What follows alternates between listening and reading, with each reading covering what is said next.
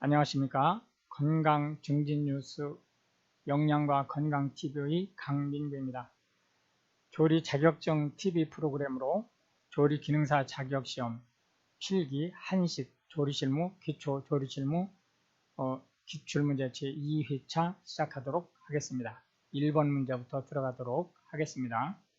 참고로 한식, 양식, 일식 보고 중식, 공통사항은 50문제, 앞에 50문제가 나오죠. 그거는 공통문제 50문제를 먼저 풀고 그 다음 이제 과목별 문제 10문제씩을 푸시면 되겠는데요. 이 프로그램은 이제 20문제를 한 회차에 지금 설명을 하고 있거든요. 그러니까 2회분을 한꺼번에 묶어서 20문제씩 푼다라고 생각하시면 되겠습니다. 1번 문제, 밥을 짓기 전에 쌀을 침수시킬 때 흡수되는 수분의 최대량이 얼마냐라고 물어봤네요. 예, 이때 침수한 뒤에 쌀에 흡수되는 물의 최대량은 20 내지 30% 정도 된다라고 보시면 되겠습니다. 무게를 기준으로 해서 1.5배 정도, 그 다음에 부피를 기준으로 해서 한 1.2배 정도 물을 넣어서 이제 밥을 짓는 구조다라고 이제 보시면 되겠고요. 2번 문제로 넘어가도록 하겠습니다. 국물 조리 방법으로 틀린 것이 뭐냐라고 물어봤네요. 예, 답은 일단 3번이 되겠는데요. 멸치는 내장, 그러니까 똥이라고 그러죠. 우리가 그걸 제거한 다음에 투입해야 된다. 통째로 넣고 끓이면 맛이 좀 쌉쌀해지죠. 예, 1, 2, 4번은 맞는 답인데요. 그냥 읽어만 보고 넘어가겠습니다. 다시마를 넣고 끓인다. 사골육수를 사용한다. 국물이란 건더기를 제외한 개념이다. 모두 맞는 말이 되겠습니다. 3번 문제로 넘어가도록 하겠습니다. 해동 방법으로 가장 바람직한 것이 뭐냐라고 물어봤네요. 냉동과 해동 방법은 정반대죠. 냉동은 급속 냉동을, 해동은 완만 해동을 한다라고 보시면 되겠습니다. 그래서 급속 해동은 영하 18도 이하에서 최대한 빠른 시간 내에 냉동을 하는 것을 얘기하고요. 그래야 세포막이 파손이 되지 않아서 나중에 해동시켰을 때 맛이 제대로 살아날 수 있죠. 모양 역시 마찬가지고 육즙 흘러나오는 거라든지 이런 것들 다 마찬가지죠. 해동은 냉장고에 꺼내 넣어서, 냉동고에서 꺼내서 냉장고에 넣어서 해동시키는 게 가장 좋습니다. 예, 그래서 이제 답은 2번 냉장고에 넣어서 해동시키는 게 제일 좋다라고 이제 보실 수 있겠고요. 아주 급할 때는 전자레인지에 해동시키는 방법을 사용을 하시면 되겠고, 실온이나 또는 따뜻한 물에 넣어서 해동시키는 것은 하지 말아야 될 일이다 라고 말씀드릴 수 있겠습니다. 4번 문제로 넘어가도록 하겠습니다. 아스코르브산의 파기율이 가장 적은 것이 뭐냐 라고 물어봤네요. 이게 아스코르브산이에요. 아스코르브산은 뭐 유식한치 하는 말이지만 바이타민 C를 얘기하는 거죠. 결국 바이타민 C가 가장 적게 파괴되는 것은 뭘까요? 열을 가하지 않는 거죠. 그러니까 더덕 생채가 되겠습니다. 시금치국 가열하는 거죠. 오이지도 끓는 물을 물론 이제 어느 정도 식혀서 붓긴 하지만 어쨌든 물을 끓여서 붓죠.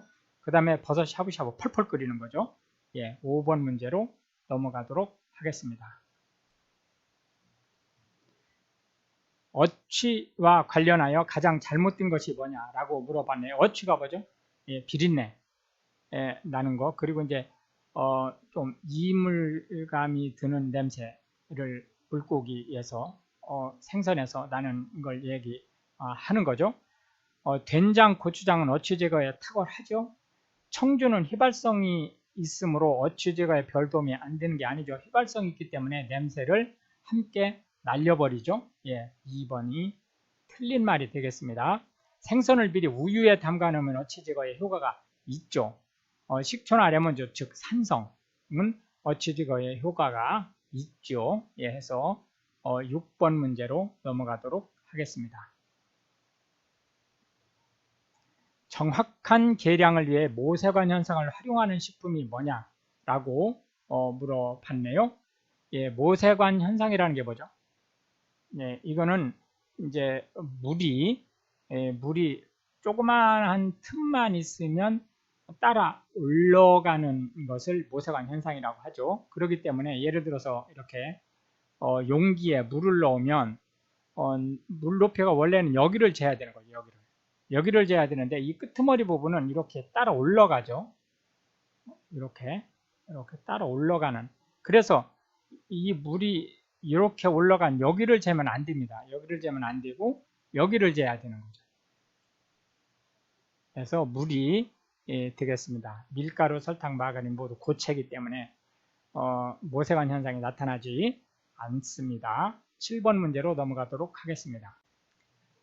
기름에 볶는 조리법에 가장 적당한 식품이 뭐냐라고 물어봤네요. 기름에 볶는 조리법을 물어보는 가장 근본적인 이유는 지용성 바이타민, 지용성 영양소에 관련된 사항으로 물어보는 경우가 가장 많습니다. 지금 현재 여기에서는 답이 시금치가 되겠고요. 시금치는 우리가 통상 바이타민 C가 많다라고 생각을 하지만 바이타민 C, 물론 바이타민 C 많죠. 바이타민 C만큼이나 바이타민 A와 E가 풍부해요. 그러니까 바이타민 A와 E는 지용성 바이타민이니까 바로 기름에 볶아 먹을 경우에 시금치 영양소 섭취량이 훨씬 늘어난다 라고 말씀드릴 수 있겠고요. 8번 문제로 넘어가도록 하겠습니다. 맵쌀의 성분으로 가장 알맞은 것이 뭐냐라고 물어봤네요. 예, 맵쌀과 찹쌀의 구분은 뭘로 한다? 예, 아밀로스와 아밀로펙틴의 함유량으로 한다. 찹쌀에는 물론 찹쌀뿐만이 아니고 찰곡류에는 다 마찬가지예요. 뭐 차조라든지 뭐 이런 것들 다 마찬가지죠. 결국은 찹쌀에는 아밀로펙틴이 100%, 99.9% 포함되어 있는 거예요. 그 다음에 맵쌀에는 아밀로펙틴이 80%, 아밀로스가 20% 이렇게 이제 포함되어 있다. 그러니까 맵쌀의 성분은 아밀로펙틴 80%, 아밀로스 20% 해서 4번이 답이 되겠습니다. 9번 문제로 넘어가도록 하겠습니다. 당근을 조리할 때 볶는 것이 좋은 이유 뭐냐? 역시 마찬가지로 여기서 볶는다는 것은 기름에 볶는다는 뜻이죠. 그러니까 지용성 바이타민 때문에 그렇다. 그러니까 4번이 답이 되겠습니다. 10번 문제로 넘어가도록 하겠습니다. 후려썰기에 대해 잘못 설명한 것이 뭐냐? 후려썰기가 뭐죠? 예, 후려썰기는 이제 다량의 채소를 썰 때 빠른 속도로 썰 때 주로 사용하는, 특히 중국 음식점 같은 데서 주로 많이 사용을 하는 방법이죠. 초보자들은 절대로 사용하면 안 됩니다. 충분히 연습을 한 다음에 이거는 이제 손목에 스냅을 이용을 해서, 반동을 이용을 해서 후다닥 하면서 이제 내리치는, 그래서 실제 들을 때는 그 손잡이 부분을 들었다가 내려칠 때는 칼 날에 이제 배 부분하고 튕겨져 나가면서 이제 썰게 되죠. 그러면서 이게 속도가 무지하게 빠르죠. 그 대신에 이제 충분히 연습하지 않은 사람이 잘못 썼을 경우에는 이제 반대쪽, 칼을 든 반대쪽 손이 완전히 절단될 수 있습니다. 그걸 이제 참고하시고, 많은 양을 썰 때 당연하죠. 정교하게 썰 때는 문제가 있죠. 이걸 후려쳐서 쓰는 거기 때문에 정교하게 쓰는 거는 어려움이 있습니다. 칼날이 넓은 경우 안전사고 위험이 낮죠. 그래서 그 한식용 칼 같은 거로는 후려치기 하기가 쉽지 않습니다. 손목에 스냅을 이용해서 하기 때문에 많은 양을 썰었을 때 힘이 덜 들죠. 예, 11번 문제 들어가도록 하겠습니다.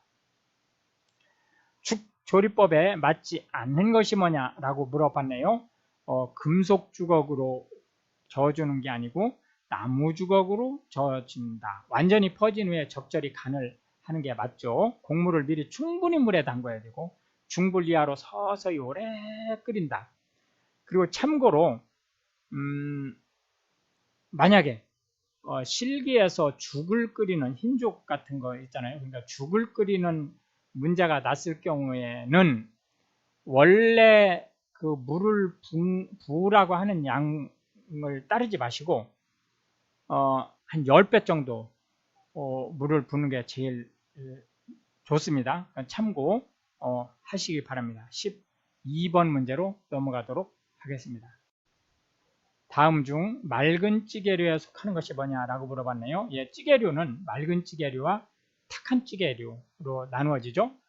예를 들어서 고춧가루라든지 고추장이라든지 된장이라든지 이런 것들이 들어가는 탁한 찌개고 그런 것들이 들어가지 않는 것들이 맑은 찌개류에 속하는 거죠. 답은 1번이 되겠죠. 당연히 순두부찌개 고춧가루 들어가죠. 된장찌개 된장이 김치찌개 고춧가루가 들어가기 때문에 탁한 찌개류 2, 3, 4번은 13번 문제로 넘어가도록 하겠습니다. 전을 부칠 때 사용하는 기름으로 가장 바르지 못한 것이 뭐냐라고 물어봤네요. 예, 답은 발연점이 낮은 기름을 사용한다라고 했어요. 발연점이라는 게 뭐죠? 발연점이라고 하는 것은 기름을 가열을 했을 때 푸르스름한 연기 비슷한 것이 모락모락 피어오르는 그걸 발연이라고 하는데 발연점이 낮은 거는 조금만 그 조리를 해도 산패가 기름이 된다는 거예요. 산패는 썩는 게 아닙니다. 단지 이제 그 냄새가 별로 안 좋고 그럼으로써 결과적으로는 총체적으로 풍미가 떨어지게 하는 것 때문에 산패된 기름을 쓰지 않는 게 좋은 거죠. 예, 곡류전은 기름을 넉넉히 두르죠. 왜냐? 곡류에는 지질이 포함되어 있지 않으니까 많이. 번철에는 기름을 두르고 양면을 지져서 익히는 게 원래 전을 부칠 때 사용하는 방법이죠.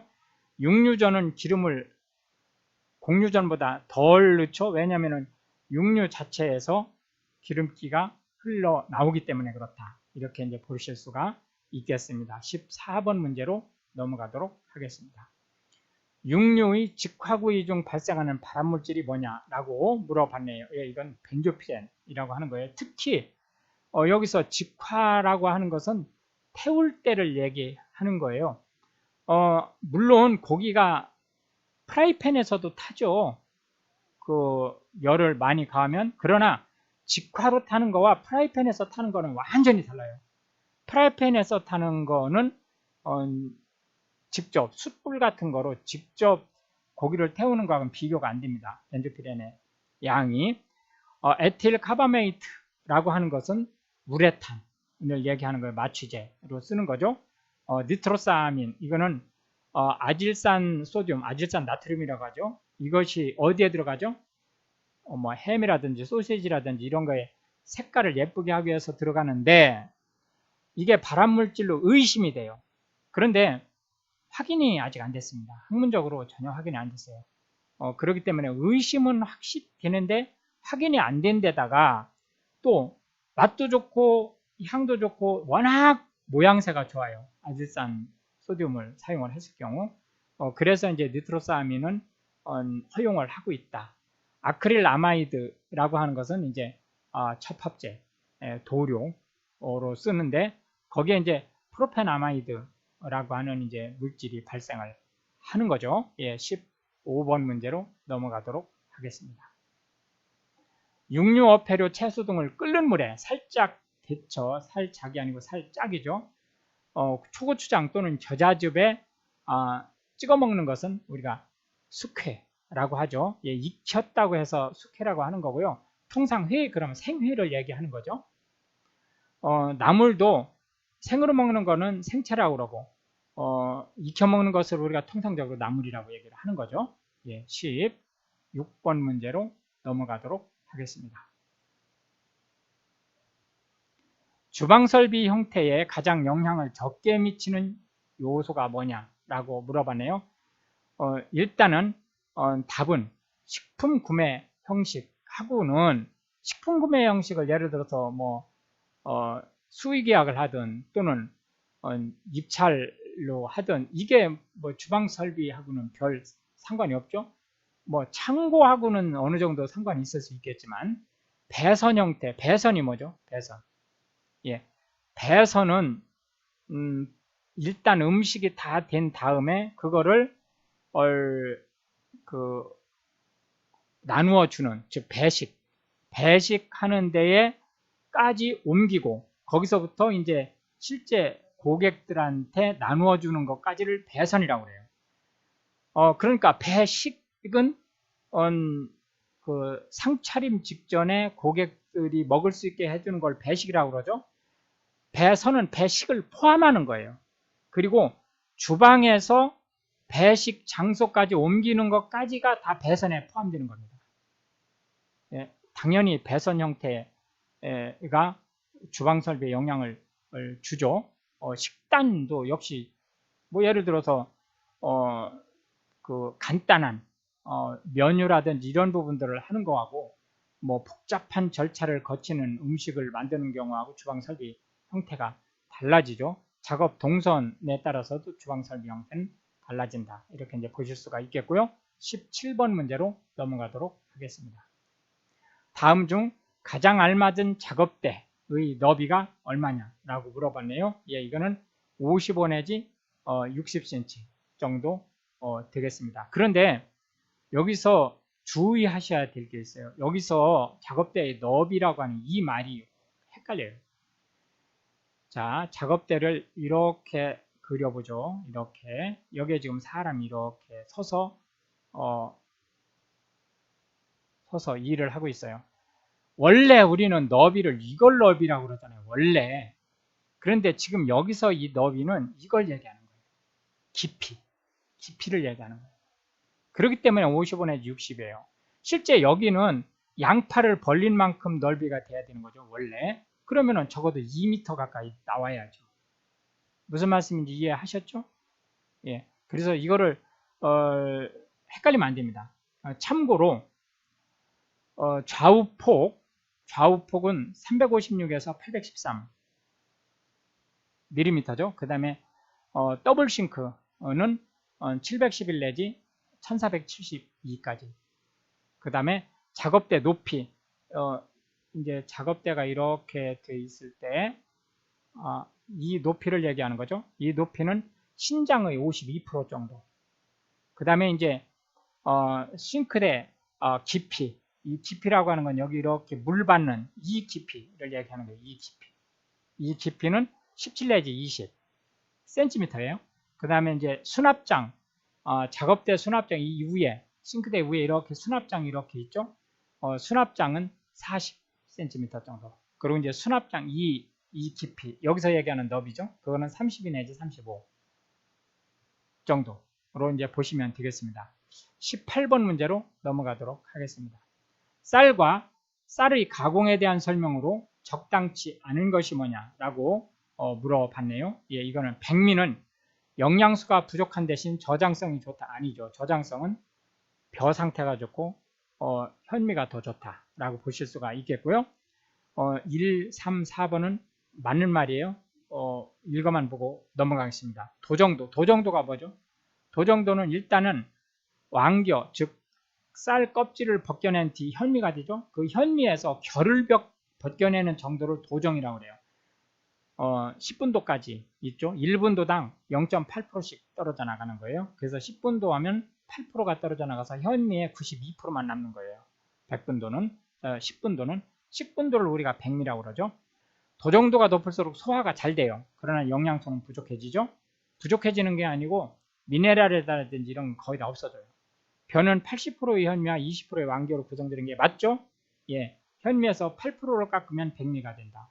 맞는 말이에요. 이 8%가 10분도예요. 0.8%가 1분도입니다. 19번 문제로 넘어가도록 하겠습니다. 직화구이의 경우 통상 식품의 표면 온도가 얼마냐라고 물어봤네요. 이게 기름이 있잖아요. 그렇기 때문에 기름 온도와 기름이 끓는 온도와 같은 거예요. 그러니까 약 250도 정도 된다. 이렇게 보시면 되겠고 20번 문제로 넘어가도록 하겠습니다. 신부 온도와 많이 다르죠? 예, 20번 문제. 우리나라의 표준 계량 단위로 틀린 것이 뭐냐? 우리나라의 그 계량 단위가 다른 나라하고 달리 단위 자체가 다른 게 있죠? 뭐죠? 컵. 예, 이거는 236이에요. 국제는. 그러니까 우리나라는 200입니다. 그리고 국자를 우리나라에서 사용해요. 100ml.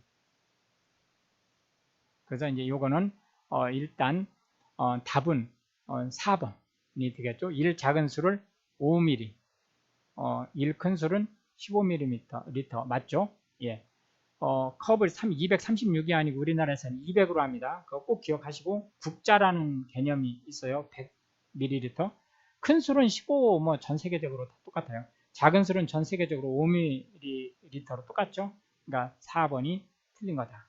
이렇게 해서 이제 20문제. 20문제는 한식 조리실무, 기초조리실무 문제가 10개씩 나기 때문에 2회분을 한꺼번에 한 겁니다. 그리고 공통사항은 앞에 공통 부분에 25문제씩 18회차를 방송을 내보냈기 때문에 그 부분 참고하시면 되겠고요. 쌤하고 함께 공부하시는 분들은 65점 이상 무난히 맞을 수 있도록 지금 문제 구성이 되어 있기 때문에 이왕이면은 신경을 써서 보시기 바랍니다. 이게 만만하게 볼 문제가 아니에요. 전공하신 분들도 공부를 않고 가셔가지고는 합격하기 쉽지 않아요. 전공하시지 않은 분들, 식품이나 조리 또는 영양 쪽 공부를 하지 않으신 분들은 공부하지 않고 합격할 확률이 일단 없다고 봐도 돼요. 사람의 일인데 어떻게 단정하느냐. 그래서 이제 100%라고는 할 수 없지만 99.9% 떨어집니다. 그러니까 꼭 신경 써서 준비하시기 바랍니다. 예, 고생하셨고요. 3회차에서 계속 보도록 하겠습니다. 감사합니다.